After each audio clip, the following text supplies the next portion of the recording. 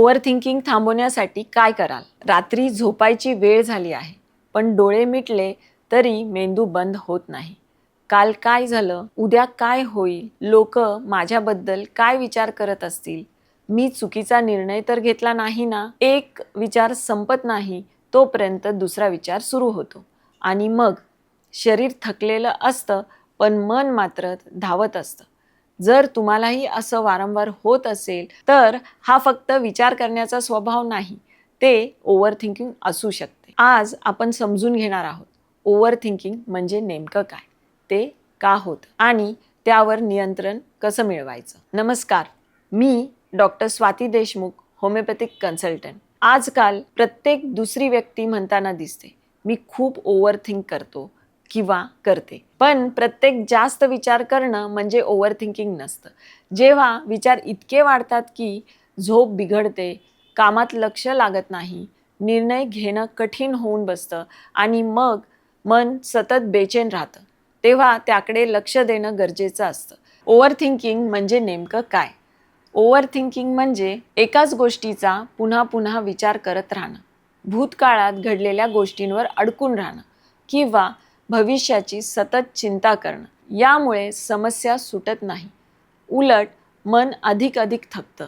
काही वेळा आपण परिस्थितीपेक्षा तिची कल्पना जास्त मोठी करून बसतो आणि त्यातून अँक्झायटी, स्ट्रेस आणि झोपेच्या समस्या वाढू शकतात. ओव्हर थिंकिंगची सुरुवातीची लक्षणं. जर तुम्ही एकाच गोष्टीचा वारंवार विचार करत असाल, लहान निर्णय घ्यायलाही खूप वेळ लागत असेल, रात्री झोप लागत नसेल, कामात लक्ष लागत नसेल, सतत वर्स्ट केस सिनारिओ मनात येत असेल किंवा लोक काय म्हणतील याचाच विचार करत असाल, तर ही ओव्हर थिंकिंगची लक्षणे असू शकतात. ओव्हर थिंकिंग थांबवण्यासाठी काय कराल? पहिलं, प्रत्येक विचारावर विश्वास ठेवू नका. मनात आलेला प्रत्येक विचार हा सत्य असतोच असं नाही. काही विचार हे फक्त भीतीमुळे निर्माण झालेले असतात. दुसरं, स्वतःला विचारा, हा विचार माझ्या नियंत्रणात आहे का? जर उत्तर नाही असेल तर त्या गोष्टींवर ऊर्जा खर्च करण्यापेक्षा जे आपल्या हातात आहे त्यावर लक्ष केंद्रित करा. तिसरं, विचार लिहून काढा. मनात सतत विचार फिरत राहण्यापेक्षा ते कागदावर लिहा. अनेकदा लिहिल्यानंतर मनाला हलकं वाटू शकतं. चौथं, प्रेझेंटमध्ये राहण्याचा सराव करा. ओव्हर थिंकिंग आपल्याला भूतकाळात किंवा भविष्यकाळात घेऊन जाते, पण वास्तवात आपण वर्तमानात असतो.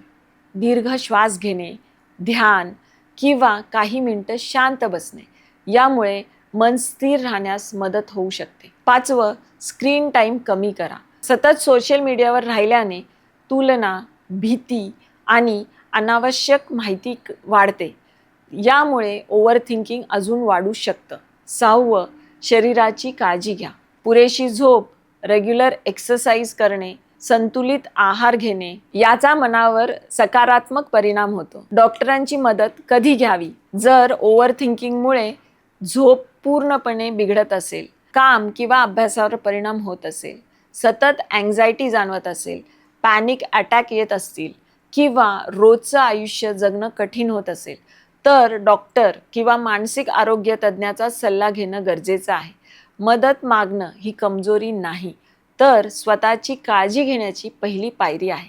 Let's see the homeopathic approach. अनेक पेशंट्स विचारतात, ओव्हर थिंकिंग आणि अँक्झायटीमध्ये होमिओपॅथी मदत करू शकते का? होमिओपॅथीमध्ये रुग्णाचा स्वभाव, तणाव, त्याची झोप, भावनिक स्थिती आणि इतर लक्षणांचा विचार करून मेडिसिन्स दिले जातात आणि त्याचसोबत विचार करून वैयक्तिक उपाययोजना केली जाते. होमिओपॅथिक मेडिसिन्ससोबत फ्लावर रेमेडीजचा सुद्धा खूप उपयोग पेशंट्सला होतो आणि फ्लावर रेमेडीज असो किंवा होमिओपॅथिक मेडिसिन्स असो, पेशंटला याचा काहीही साईड इफेक्ट्स होत नाही. लक्षात ठेवा, ओव्हर थिंकिंग म्हणजे जास्त विचार करणे नाही, तर विचारांच्या जाळ्यात अडकून जाणं आहे. तुम्ही तुमचे विचार नाही, तुम्ही त्यांचे निरीक्षक आहात. योग्य झोप, चांगली जीवनशैली, मन शांत ठेवण्याचा सराव आणि गरज पडल्यास योग्य तज्ज्ञांचा सल्ला यामुळे ओव्हर थिंकिंगवर नियंत्रण मिळवणं अगदीच शक्य आहे. मनाला विश्रांती देणंही तितकंच महत्त्वाचं आहे जितकं शरीराला. तुम्हालाही ओव्हर थिंकिंगचा त्रास होतो का? तुम्ही त्यावर काय उपाय करता कमेंट्समध्ये नक्की सांगा. पुन्हा भेटूया अशाच एका महत्त्वाच्या आरोग्यविषयक विषयासह. जर हा व्हिडिओ तुम्हाला उपयुक्त वाटला असेल तर लाईक करा, शेअर करा आणि चॅनलला सबस्क्राईब करायला विसरू नका. धन्यवाद.